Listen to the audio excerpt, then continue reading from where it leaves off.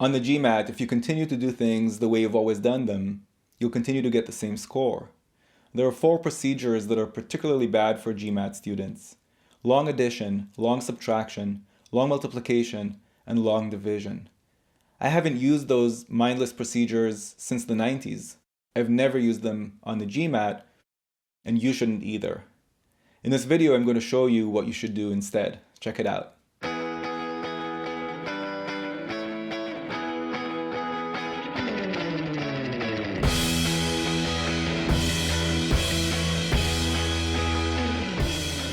Okay, let's start with addition. How do we add big numbers without using long addition? Well, let's look at an example. Say you have 378 plus 456. Well, you should think of 378 as almost 400. It's pretty close. In fact, it's 22 below 400. If only I had 22 that I could borrow from somewhere and turn it into 400. Oh, wait a minute, I have 22 right here in the 456. Grab 22 from there, leaving you with 434. Use those 22 to make that first number 400, and now we just have to add 400 plus 434. Of course, the answer is 834. We can call this the estimate and adjust method. We estimated the first number, which was pretty close to 400. We said, well, let's estimate it at 400, but now we have to adjust, and the way to adjust that is to remove the excess, to remove the extra 22 from either the final answer, or in this case, just from the second number that we were adding to the first number. There's another great approach to solving addition questions, but I'm going to hold off on that and do subtraction first. So how do we subtract big numbers without using long subtraction? Well, let's look at an example. Say you have to subtract 312 minus 158. Well, we can adjust here as well. It would be much easier to subtract 200, which is pretty close to 158. So I'm subtracting more than I was supposed to. I was supposed to only subtract 158. I'm going to estimate. I'm going to subtract 200 instead. I just have to remember to add back the excess, which in this case would be 42. So we have 312 minus 200. Adding back the 42, we get 112 plus 42 equals 154. Note that when we are subtracting more than we were supposed to, and then we end up adding back the excess, this looks a lot like what we learned in algebra, where we have a minus parentheses b minus c equals a minus b plus c. So maybe for the first time ever, we get now why minus minus turns into plus. So this was using estimate and adjust for subtraction. Now I'm going to show you another approach you could use for subtraction, and then we'll see how we can use that even for addition. So going back to our example, 312 minus 158. This time, let's plot them on a number line. So you've got a number line that increases from left to right. You have 312 right there, 158 right there. And for this method, we're going to use the idea that subtraction just represents the distance between two numbers on the number line. So we're looking for the distance. How far apart are the numbers 158 and 312? To solve this, we might want to place a couple more tick marks on this number line, perhaps one at 200 and one at 300. Of course, between 200 and 300, we have a distance of 100, but we also have a distance to the left of 200. That would be a distance of 42. And we have a distance to the right of 300, and that would be a distance of 12. Add up these three distances, and you have your answer. So we could use this number line approach even for adding numbers. We go back to our original example for addition. It was 378 plus 456. But what I'm going to do here is I'm going to use the idea that addition is the same thing as subtracting a negative number. So instead of writing it as 378 plus 456, I'll write it as 378 minus negative 456. This means the exact same thing, but now I can use the number line approach to find the distance between those two numbers, 378 and negative 456. So going all the way from negative 400 to positive 300, that would be a distance of 700. I have another 78 to the right, and I have another 56 on the left. Add those all together and you get your answer. Perhaps you'd prefer this alternative approach. Go all the way from negative 500 to positive 400, so we're overshooting the distance that we're supposed to measure, and then remove the excesses. We had an excess of 22 on the right and an excess of 44 on the left, so remove those numbers from the total distance. Whenever you use any of those methods, you're improving your quantitative reasoning, you're improving your algebra, and you're improving your number line reasoning, all of which are going to be really useful on the GMAT. All right, let's talk about multiplication.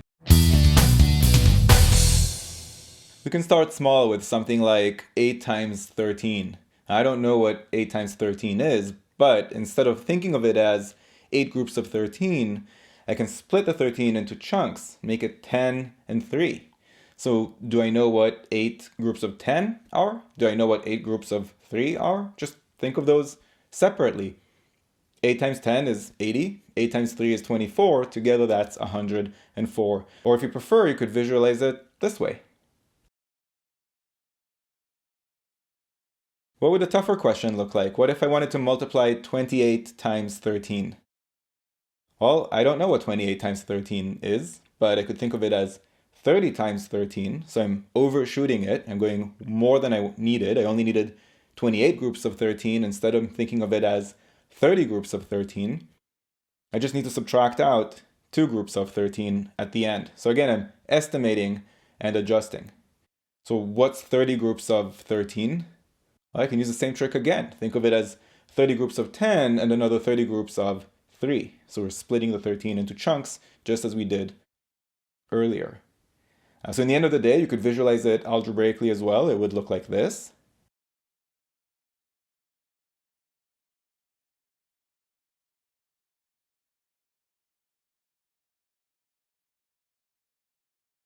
Or if you prefer, you could visualize it this way.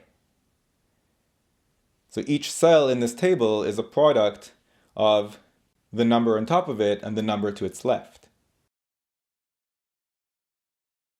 Now some of you might be thinking, this reminds me of FOIL. Well, if you remember FOIL from middle school, this is FOIL, and this is why FOIL works. So now we understand the reasoning behind FOIL.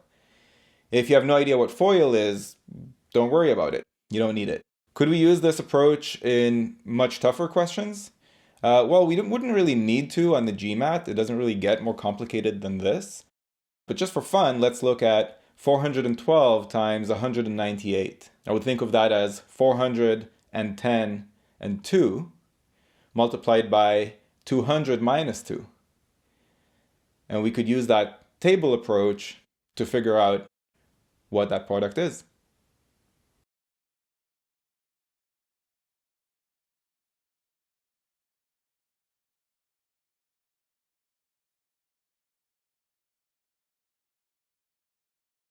Why is this better than long multiplication? Well, because we're practicing our algebra, we're practicing our estimation, we're improving our number sense. Your GMAT score won't change if you don't radically change the way you do things. If you continue to practice those mindless procedures that you've been doing your whole life, your score will continue to be the same score. You want to change your score, you have to change your habits. Replace those mindless procedures with reasoning. It's hard. It forces you to think, but that's how your score will go up. All right, how can we replace long division with reasoning? Well, I'm going to use that same estimate and adjust approach, this time for division. Let's look at an example. Say we want to divide 1,771 by 9.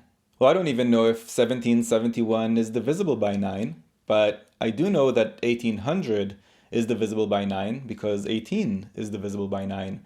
So instead of calling it 1771 divided by 9, I'm going to estimate. I'm going to call it 1800 over 9. And now I'm going to adjust. So 1800 is a bit over 1771. And to fix it, I would have to subtract 29 from the numerator.